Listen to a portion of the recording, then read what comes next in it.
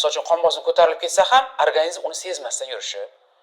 Insonlar albatta mana shunaqangi bir nechta stent qo'yish holatlariga tushib qolmasligi uchun yurak qon tomir tizimidagi muammolarni ildizi bilan bartaraf qilish mumkin. Tushib ketgan qon bosimini ko'tarish qiyin. Lekin yuqori chiqib ketgan qon bosimini tushirish nisbatan oson hisoblanadi. Assalomu alaykum.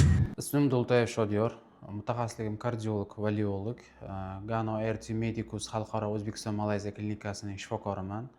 Aynan mana shu klinikada bir necha yildan beri ishlab kelyapman va shu yo'nalishda, tabiiy yo'nalishda 10 yildan ortiq muddatdan beri faoliyat olib boryapmiz. Hech kimga sir emaski, keyingi paytda butun dunyoda va shu bilan birgalikda O'zbekistonda yurak qon tomir tizimi kasalliklari o'limga olib kelish bo'yicha va nogironlikka olib kelish bo'yicha birinchi o'rinda turadi.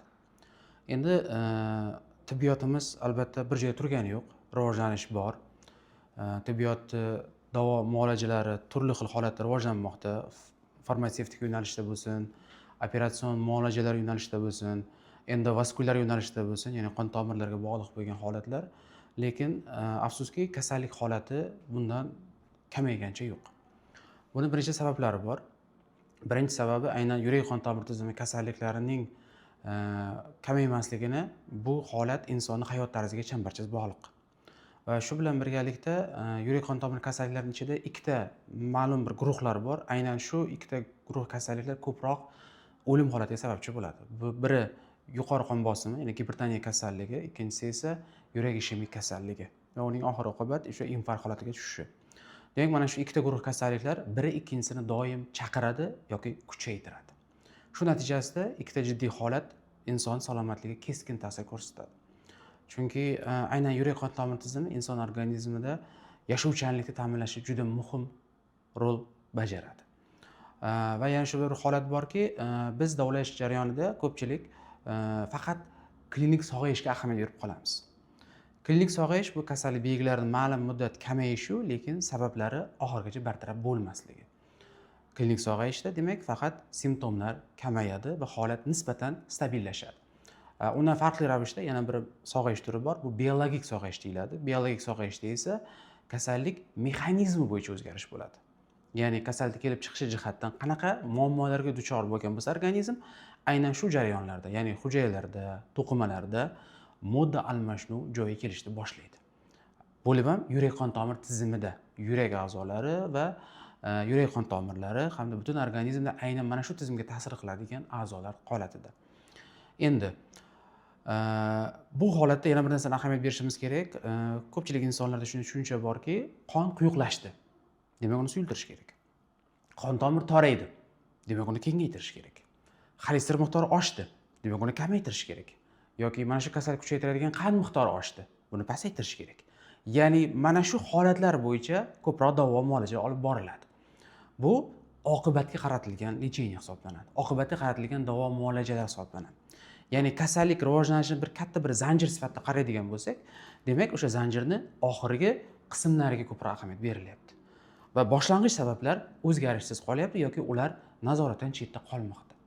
Natijada oqibat bilan kurashganimiz uchun biz kasallikni batamom organizmdan chiqarib tashlay olmaymiz.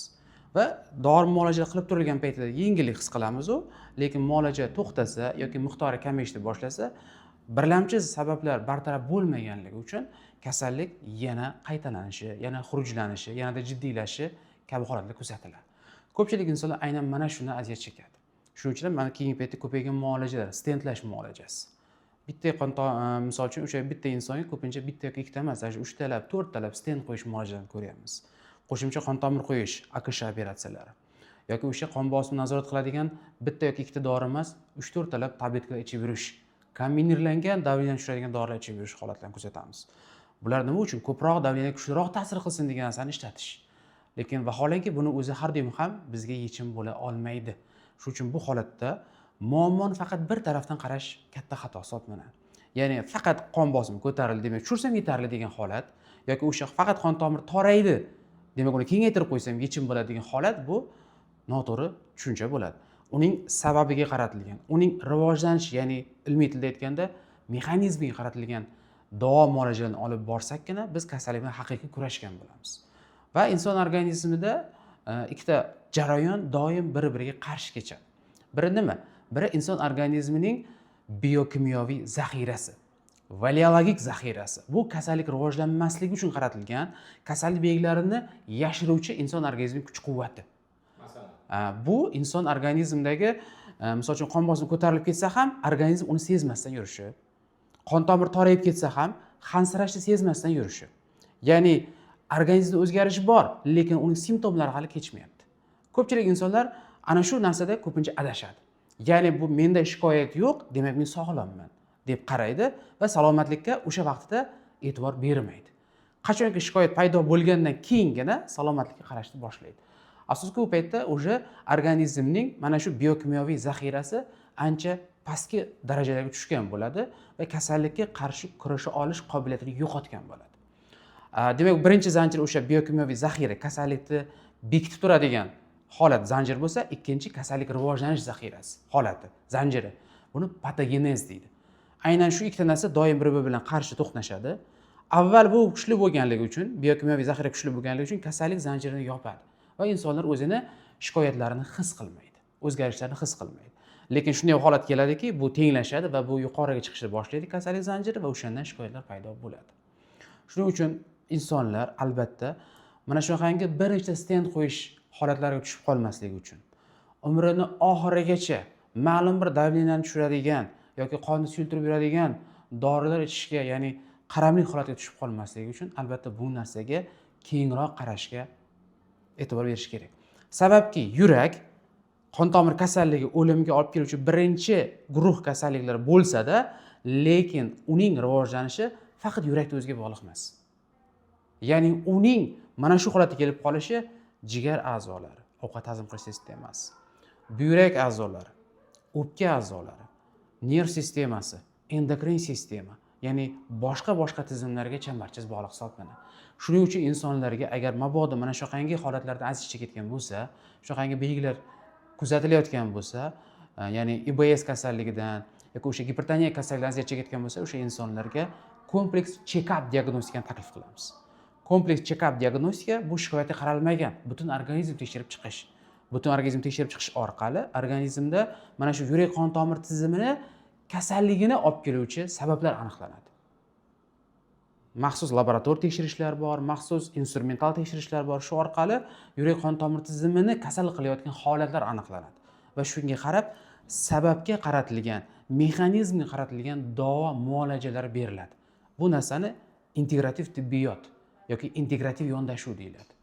Integratsiya qilish.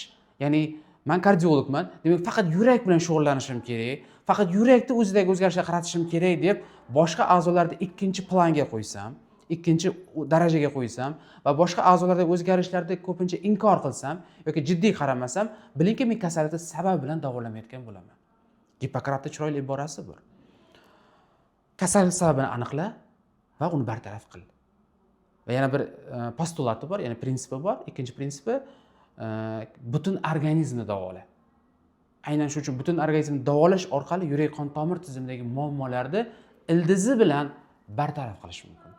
Va hozirgi paytda 21-asrda bir mexanizm juda kuchli kechyapti. Bu mexanizm surunkali yallig'lanish mexanizmi deyiladi. Surunkali yallig'lanish mexanizmi hozir suniylik ko'paygan davrda, harakat kamaygan davrda, informatsiya haddan tashqari ko'paygan davrda, insonlarning komfortga borgan sari qiziqishi davrida organizmda o'sha surunkali yallig'lanish holati kelib chiqadi. Va surunkali yallig'lanish bo'lib ham birinchi o'rinda yurak qon tomir tizimiga ta'sir qiladi. Yurak qon tomir tizimining ichidagi ingichka intima qavati bor. Ana shu yallig'lanishga chidamsiz hisoblanadi. Va bu natijasida tromboz, ateroskleroz, stenoz, yuqori qon bosimi kabi holatlar kelib chiqadi. Ana shu mexanizm kelib chiqadi. Aynan shuning uchun bu yerda surunkali yallig'lanishga kurashmasdan turib, bu muammolarni ildizi bilan bartaraf qilib bo'lmaydi. Shuning uchun har bir insonga aynan yurak qon tomir tizimidagi muammolariga mexanizmiga qaratilgan, sababiga qaratilgan davo muolajalar olish lozimligini eslatib o'tmoqchimiz. Chunki agar o'sha holatga qaratilmasa, bunday insonlar umrining oxirigacha, endi Alloh qancha umr bergan bo'lsa albatta yashaydi, lekin umrining oxirigacha dori preparatlar qabul qilishga majbur bo'lib qoladi. Yurakni sekin urgani yaxshimi yo tez urgani yaxshimi? Yaxshi savol berdingiz. Yurakni o'zi normada ideal holati 60 tadan 80 tagacha urishi 1 daqiqada. Bu ideal holat hisoblanadi.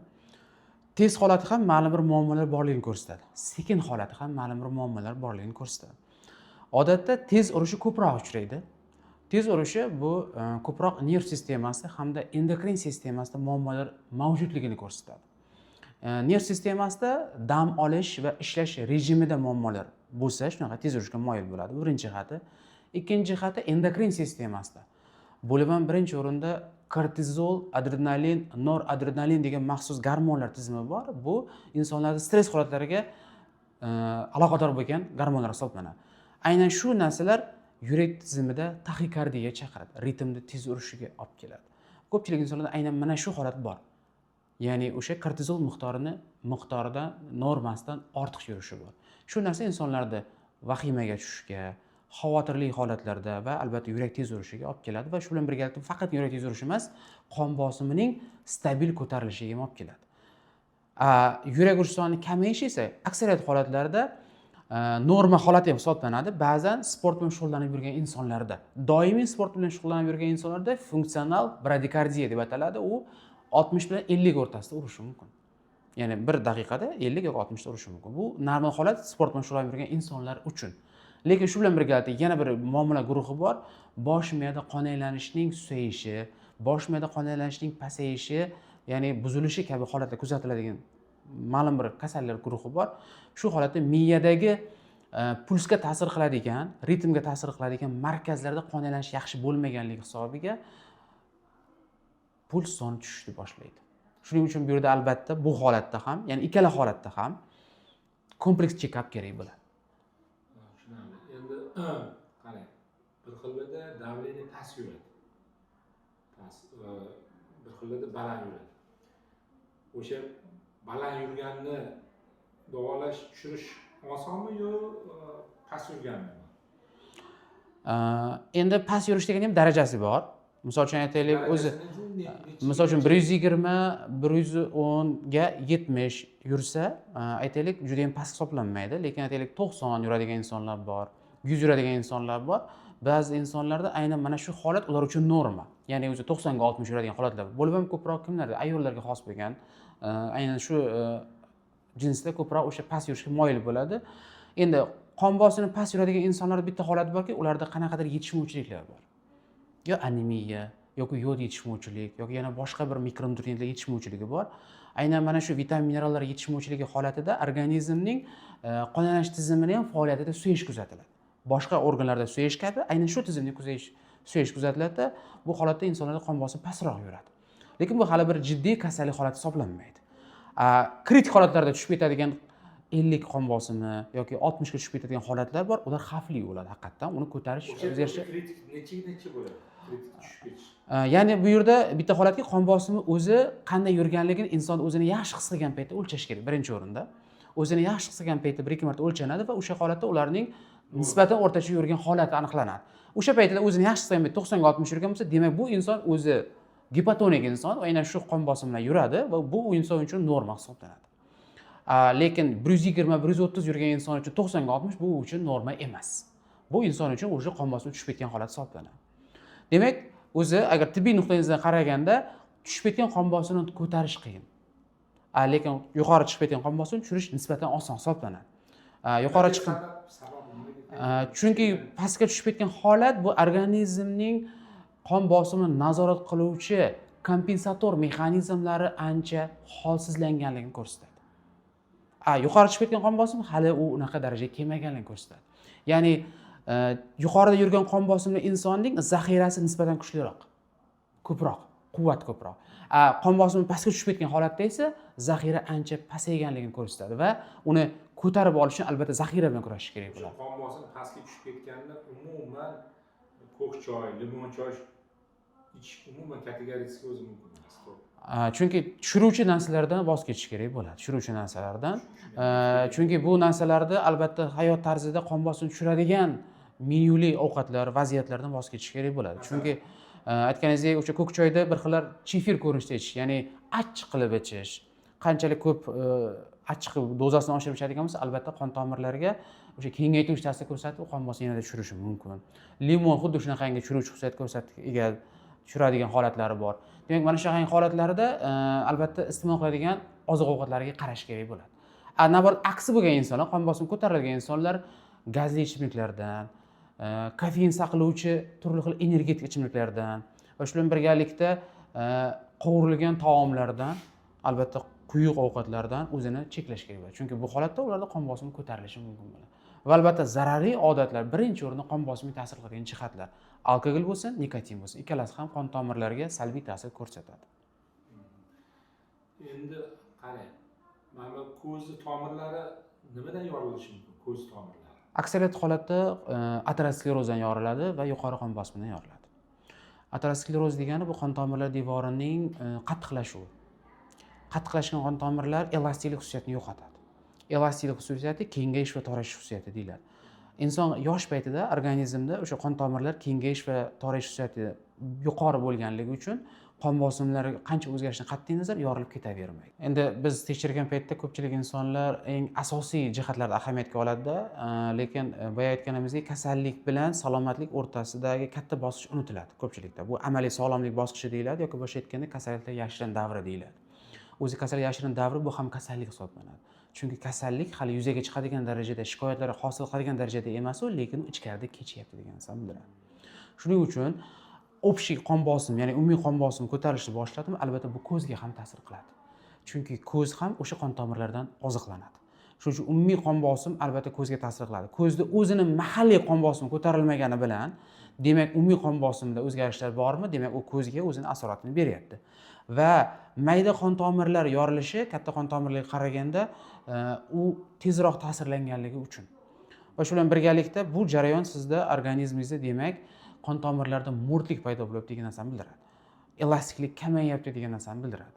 O'sha elastiklik kamayishi aksariyat holatda tomirlarda qon bosimiga, ya'ni chidab berish kerak bo'lgan qon bosimiga chidab olmaslik holatiga keltirib chiqaradi. Qon bosimi o'sha tomirlarni normalashtirish o'zini holatiga keltirsa bo'ladimi? Albatta bo'ladi. Buning uchun boya aytganimizdek, nima qon tomirida devorini mo'rtlashtiryapti? Ortiqcha xolesterinmi? Qondagi ortiqcha yallig'lanishmi? Yuqori qon bosimimi? Yoki organizmda yig'ilgan toksin chiqindilarmi? Yoki bo'yin umurtqalarida kechayotgan osteoxondroz muammosimi? Chunki bu orqali ham miyadagi bosimlarda o'zgarishlar kelib chiqishni boshlaydi. Yoki uyqu rejimi buzilishlarini va yana bir holat, boya aytganimizdek, gormonal bekorga sanamadik, kortizol gormoni tufayli ko'z qon tomirlari aksariyat holatda toraygan holatga o'tib qoladi. Toraygan holatga o'tib qoladi. Natijada uning ta'sirlanishiga, ya'ni doimiy ta'sirlanish holatiga o'tadi. Doimiy torayish tomirda charchatadi va undagi muammolarda tezroq yuzaga chiqishga sababchi bo'lib qoladi. Shuning uchun mana shu holatlarni aniqlab, shu holatlarda qaysi birlarida o'zgarish yetgan bo'lsa, demak o'shalarga qarshi davo muolajani olib borish kerak. Birinchi o'rinda qon bosimini normallashtirish kerak. Shuning uchun har bir insonlarga agar o'sha yurak qon tomir tizimidan, miyadan va shu bilan birgalikda yana bir jihatlar borki, misol uchun insonlar ahamiyat berish kerak bo'lgan shikoyatlari borda. Kechqurun uyquda ko'proq peshobga chiqish boshlandi. Ikkinchi, uchinchi qavatga chiqayotganda hansirash boshlandi. Tez yurganda yurakni tez urib ketishi boshlandi. Yoki havo yetishmaslik kabi holatlar paydo bo'ldi. Ma'lum muddat davomida quloqda shovqin paydo bo'ldi. Ma'lum bir holatlarda oyoqda sovqatish yoki qizib ketish kabi holatlar paydo bo'ldi. Xotira susayishi, ko'rishning pasayishi kabi holatlar paydo bo'ldi. Oldingi bajarib turgan ishida o'sha charchash paydo bo'ldi. Demak, bu belgilar, ko'rsatmalar. Ya'ni shu holatlar paydo bo'lishni boshladimi, insonlar albatta shifokor ko'rigiga kelib, chuqur tekshiruvdan o'tishi va o'shanga qarab chora tadbirlarni qo'llashi shart bo'ladi. Shuning uchun biz shifokor sifatida, kardiolog, valiolog, nutritsiolog sifatida aynan mana shu Ganoerti Medicus klinikamizga kelib, har bir bemorni o'sha to'liq kompleks check-up, ya'ni instrumental tekshirishlar, laboratoriya tekshirishlardan o'tgan holatda o'sha o'z salomatlik darajasini baholab, holatlarni sababi bilan aniqlab, shunga qarshi davo muolajalarini olishni tavsiya qilib qolamiz. Chunki yurak qon tomir tizimi bu eng inson organizmidagi muhim tizimlardan biri. Shuning uchun bu holatni ehtiyot qilish o'ta muhim hisoblanadi va bu narsani qachonki asorat paydo bo'lganda yoki insult yoki infarkt paydo bo'lganda emas, o'sha holatga kelmasdan olib harakat qilishni tavsiya qilib qolamiz. Shuning uchun har bir inson salomatlikni tuman boylik deb qancha ertaroq qarasa, shuncha ham iqtisodiy tomondan ham tibbiy tomondan o'ziga yengillik bo'ladi.